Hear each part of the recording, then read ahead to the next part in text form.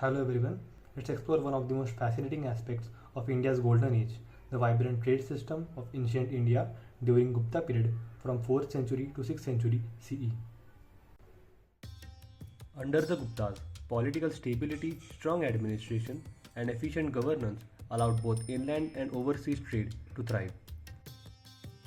India was geographically blessed, lying between the Mediterranean world to the west and China and Southeast Asia to the east, making it a true crossroads of ancient global trade.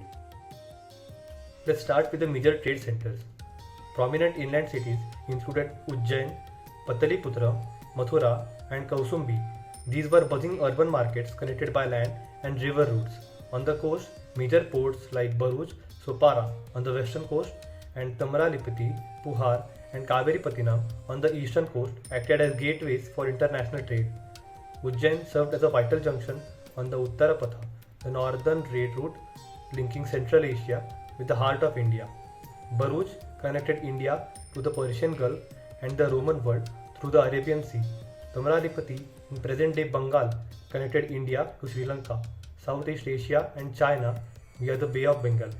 These centers weren't just markets, they were cultural melting points where foreign traders, sailors, artisans, members directly interacted daily. Now let's look at the actual goods that were traded. India's exports were globally admired: fine cotton and silk textiles, spices like pepper, cardamom and cinnamon, ivory, pearls, precious stones, indigo dye and handcrafted jewelry. In return, India imported gold and silver coins from Rome, horses and high-grade metals from Arabia and Central Asia, silk and porcelain from China, and camphor, aromatic wood and rare spices from Southeast Asia. The Gupta trade network spread through both land routes and marine routes. By land, Uttarapatha connected Pataliputra and Ujjain with Taxila and further to Central Asia, while Dakshinapatha extended southwards toward Deccan and coastal ports. The Silk Route linked India with China and the Mediterranean, carrying both goods and ideas. By sea, Indian ships followed monsoon winds, sailing westward to the Persian Gulf and Red Sea during one season and eastward during another.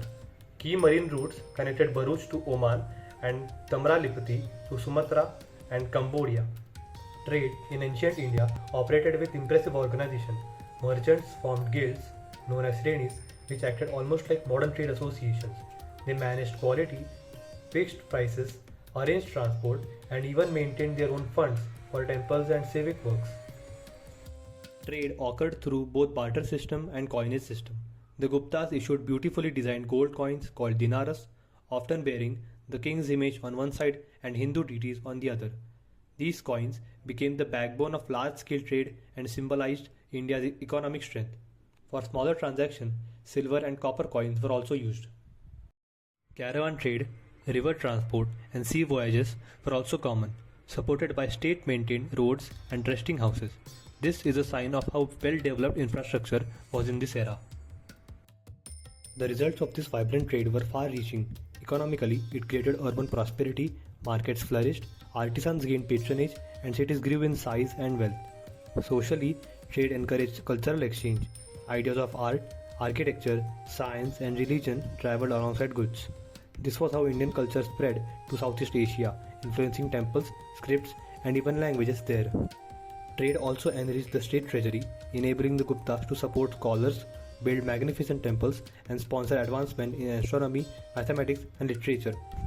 To sum up, the 4th and 6th century marked a golden chapter in India's economic history.